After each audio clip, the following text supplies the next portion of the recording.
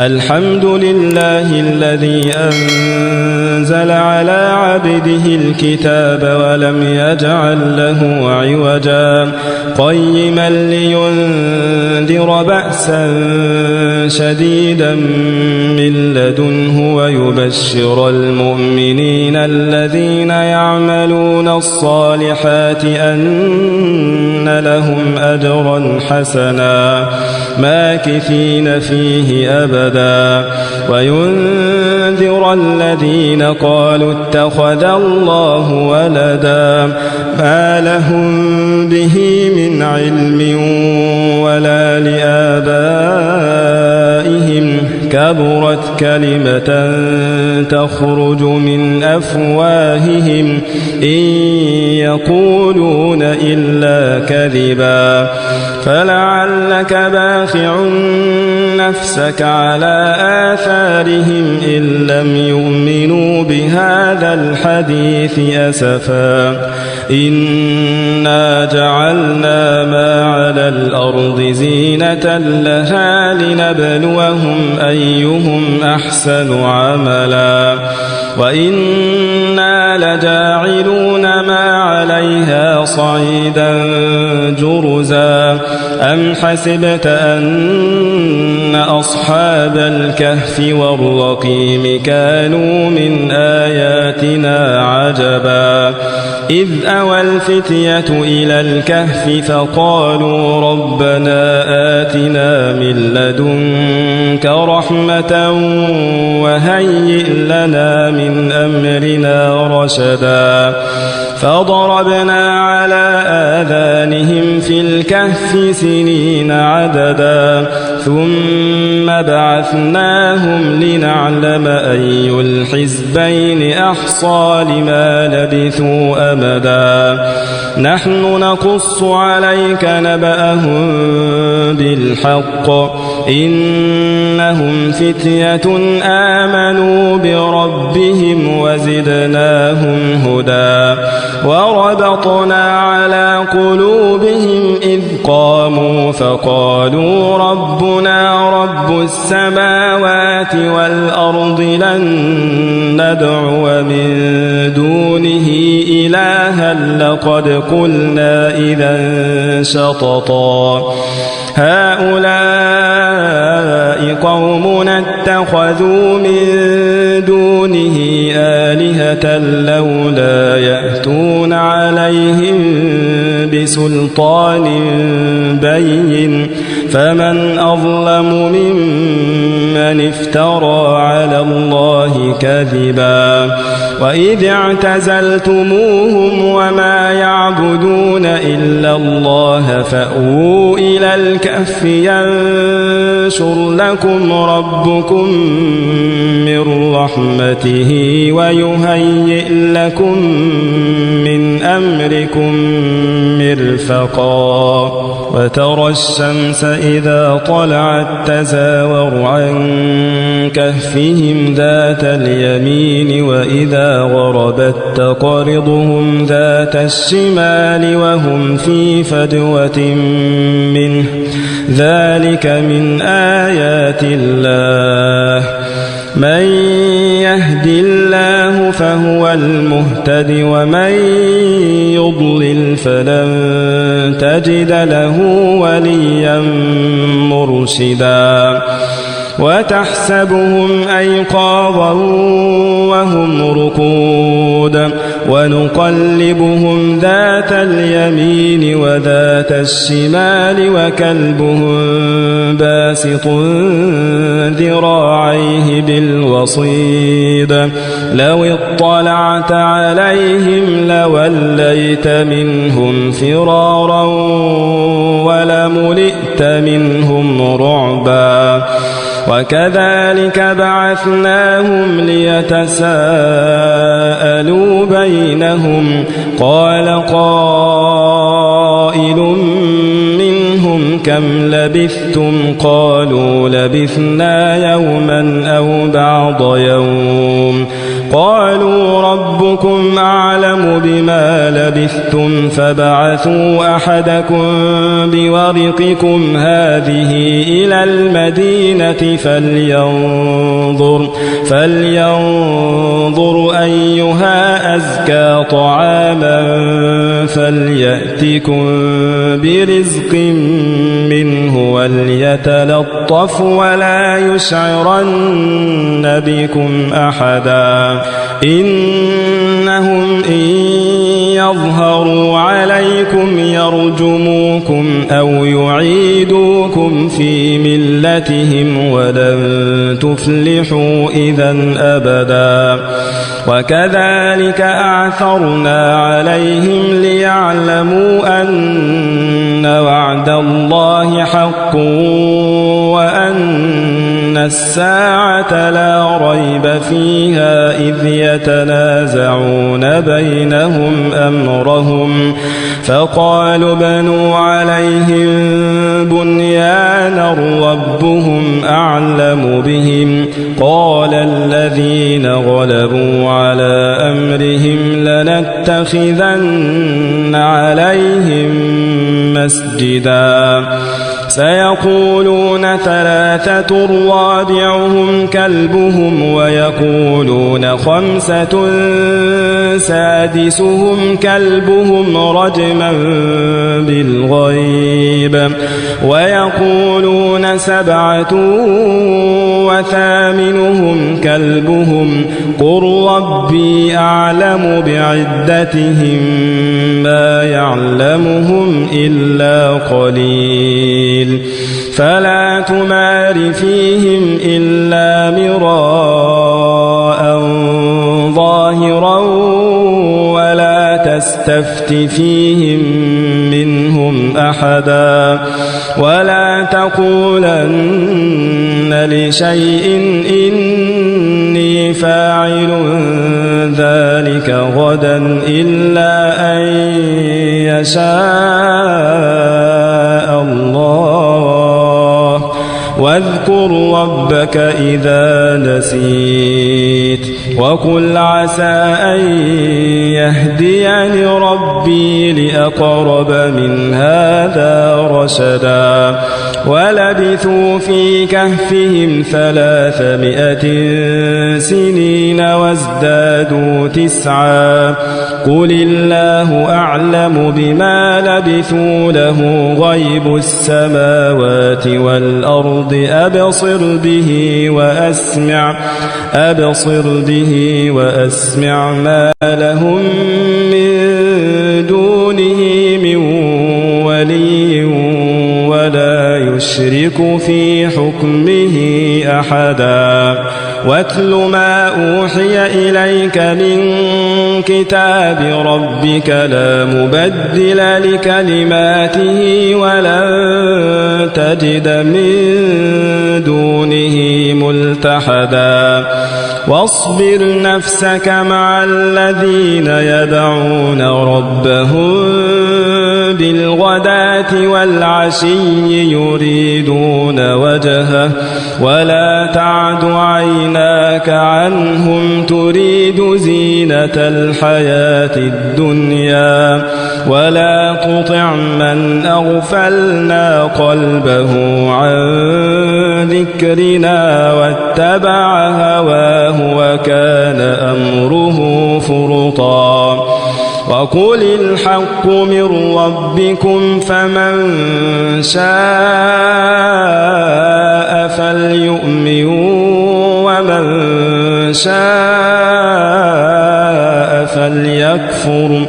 إنا أعتدنا للظالمين نارا أحاط بهم سرادقها وإن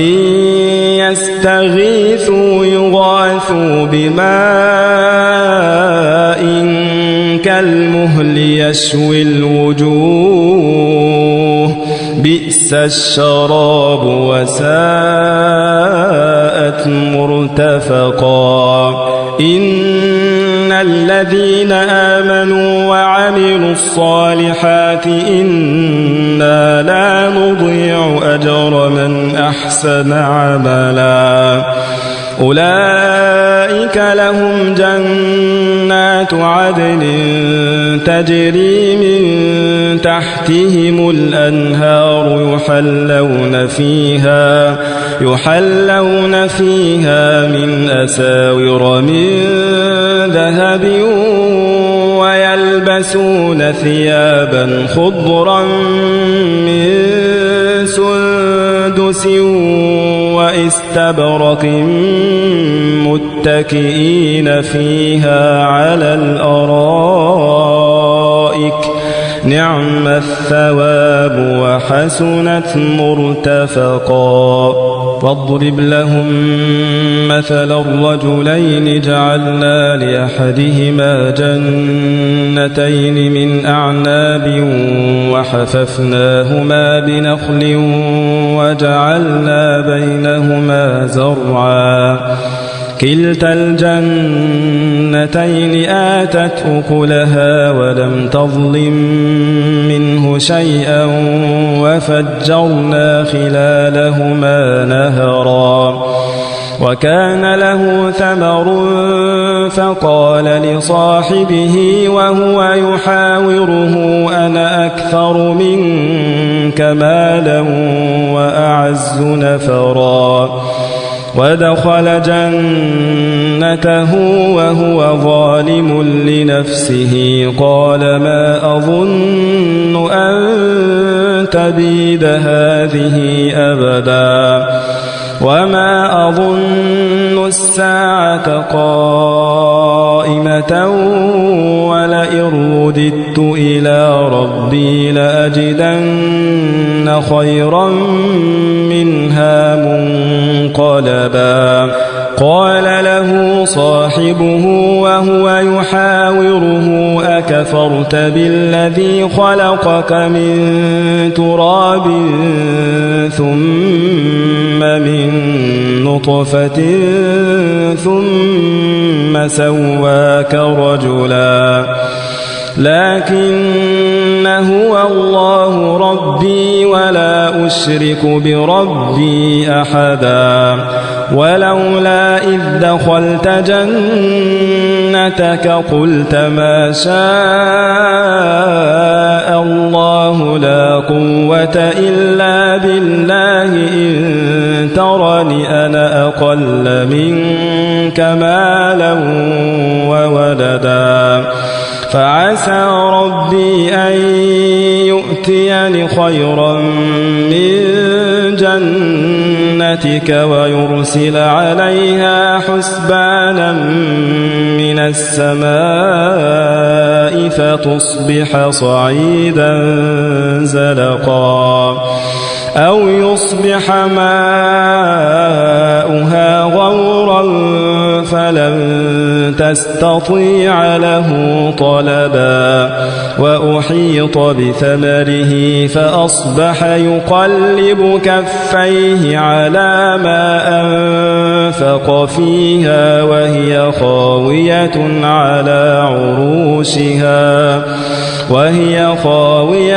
على عروشها ويقول يا ليتني لم أشرك بربي أحدا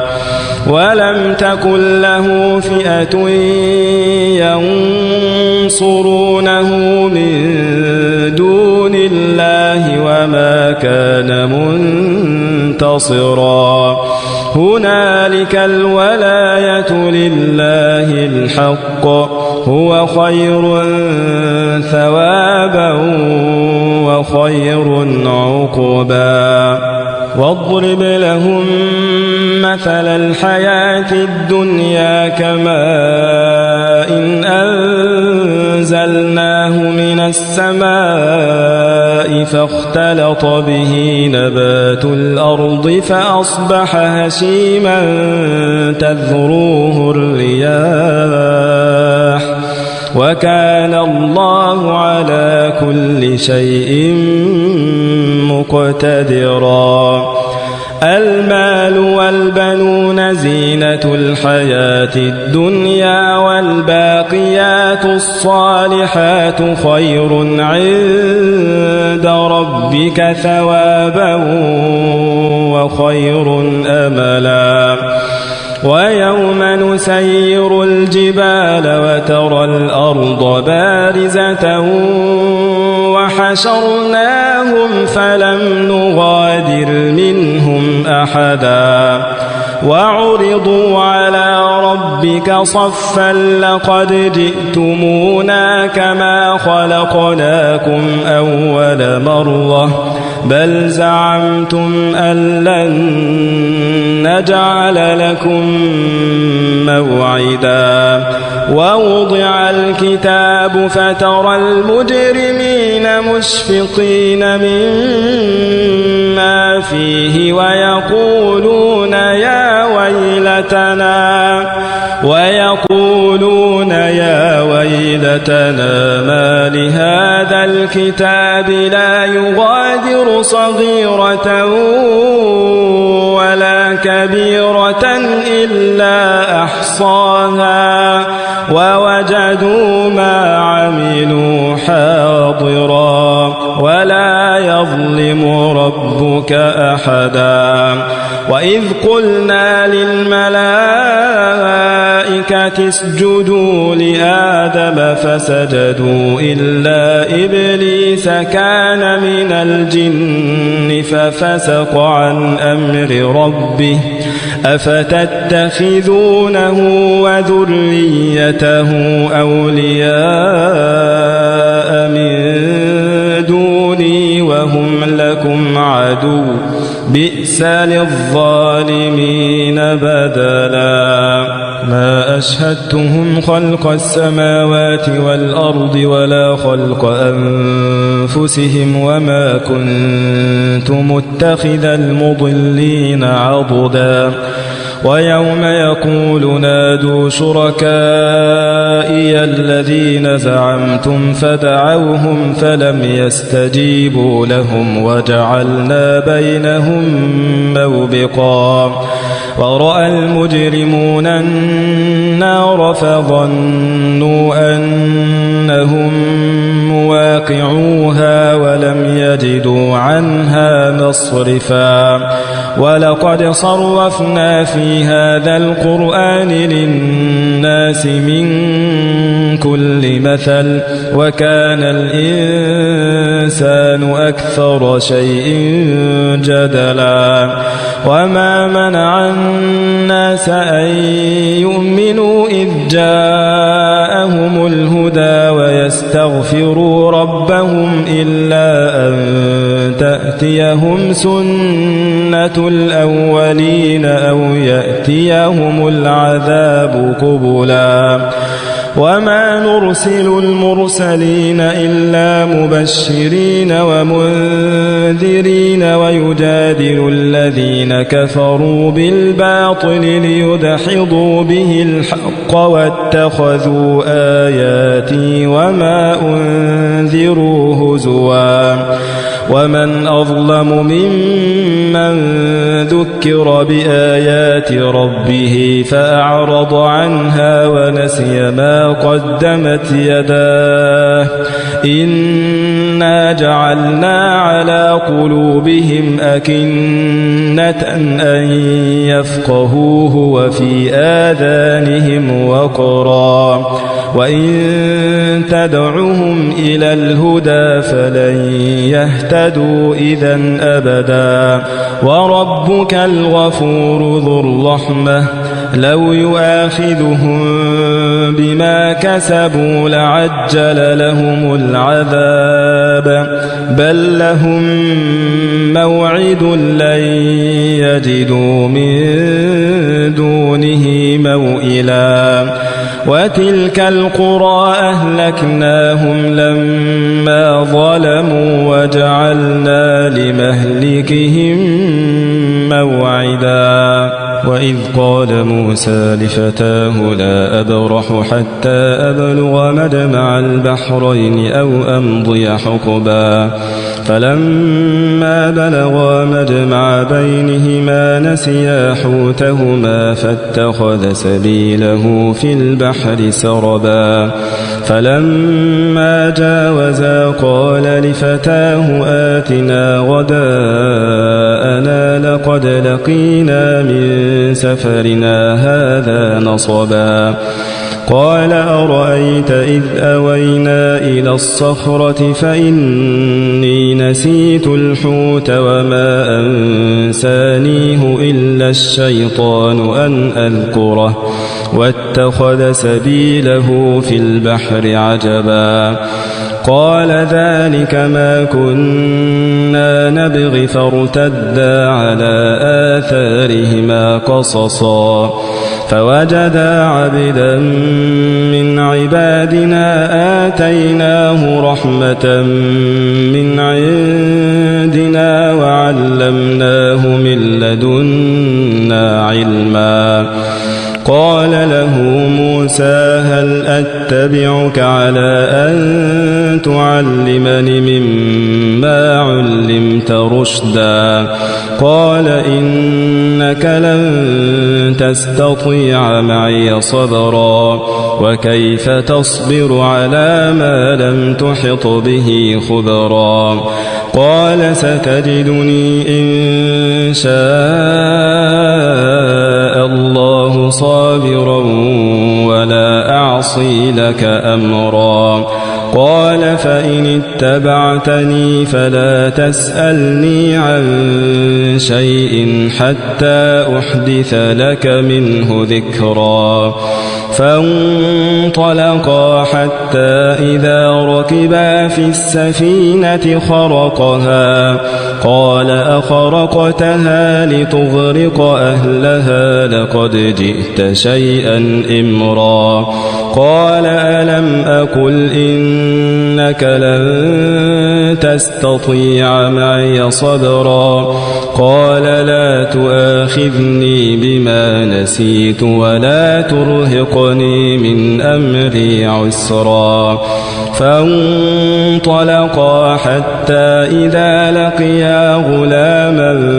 فقتله قال أقتلت نفسا زكية بغير نفس لقد جئت شيئا نكرا قال ألم أقل لك إنك لن تستطيع معي صبرا قال إن سألتك عن شيء بعدها فلا تصاحبني قد بلغت من لدني عذرا فانطلقا حتى إذا أتيا أهل قرية استطعما أهلها فأبوا أن يضيفوهما فوجدا فيها جدارا يريد أن ينقض فأقامه قال لو شئت لاتخذت عليه أجرا قال هذا فراق بيني وبينك سأنبئك بتأويل ما لم تستطع عليه صبرا أما السفينة فكانت لمساكين يعملون في البحر فأردت أن أعيبها وكان وراءهم ملك يأخذ كل سفينة غصبا وأما الغلام فكان أبواه مؤمنين فخشينا أن يرهقهما طغيانا وكفرا فأردنا أن يبدلهما ربهما خيرا منه زكاة وأقرب رحما وأما الجدار فكان لغلامين يتيمين في المدينة وكان تحته كنز لهما وكان أبوهما صالحا فأراد ربك أن يبلغا أشدهما ويستخرجا كنزهما رحمة من ربك وما فعلته عن أمري ذلك تأويل ما لم تسطع عليه صبرا ويسألونك عن ذي القرنين قل سأتلو عليكم منه ذكرا إنا مكنا له في الأرض وآتيناه من كل شيء سببا فأتبع سببا حتى إذا بلغ مغرب الشمس وجدها تغرب في عين حمئة ووجد عندها قوما قلنا يا ذا القرنين إما أن تعذب وإما أن تتخذ فيهم حسنا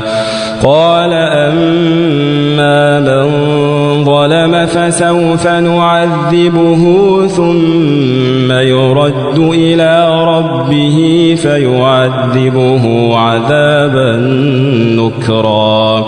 وأما من آمن وعمل صالحا فله جزاء الحسنى وسنقول له من أمرنا يسرا ثم أتبع سببا حتى إذا بلغ مطلع الشمس وجدها تطلع على قوم لم نجعل لهم من دونها سترا كذلك وقد أحطنا بما لديه خبرا ثم أتبع سببا حتى إذا بلغ بين السدين وجد من دونهما قوما لا يكادون يفقهون قولا قالوا يا ذا القرنين إن يأجوج ومأجوج مفسدون في الأرض فهل نجعل لك خرجا على أن تجعل بيننا وبينهم سدا قال ما مكني فيه ربي خير فأعينوني بقوة أجعل بينكم وبينهم ردما آتوني زبر الحديد حتى إذا ساوى بين الصدفين قال انفخوا حتى إذا جعله نارا قال آتوني أفرغ عليه قطرا فما استطاعوا أن يظهروه وما استطاعوا له نقبا قال هذا رحمة من ربي فإذا جاء وعد ربي جعله دكاء وكان وعد ربي حقا وتركنا بعضهم يومئذ يموج في بعض ونفخ في الصور فجمعناهم جمعا وعرضنا جهنم يومئذ للكافرين عرضا الذين كانت أعينهم في غطاء عن ذكري وكانوا لا يستطيعون سمعا أفحسب الذين كفروا أن يتخذوا عبادي من دوني أولياء إنا أعتدنا جهنم للكافرين نزلا قل هل ننبئكم أنبئكم بالأخسرين أعمالا الذين ضل سعيهم في الحياة الدنيا وهم يحسبون أنهم يحسنون صنعا أولئك الذين كفروا بآيات ربهم ولقائه فحبطت أعمالهم فلا نقيم لهم يوم القيامة وزنا ذلك جزاؤهم جهنم بما كفروا واتخذوا آياتي ورسلي هزوا إن الذين آمنوا وعملوا الصالحات كانت لهم جنات الفردوس نزلا خالدين فيها لا يبغون عنها حولا قل لو كان البحر مدادا لكلمات ربي لنفد البحر قبل أن تنفد كلمات ربي ولو جئنا بمثله مددا قل إنما أنا بشر مثلكم يوحى إلي أنما إلهكم إله واحد فمن كان يرجو لقاء ربه فليعمل عملا صالحا ولا يشرك بعبادة ربه أحدا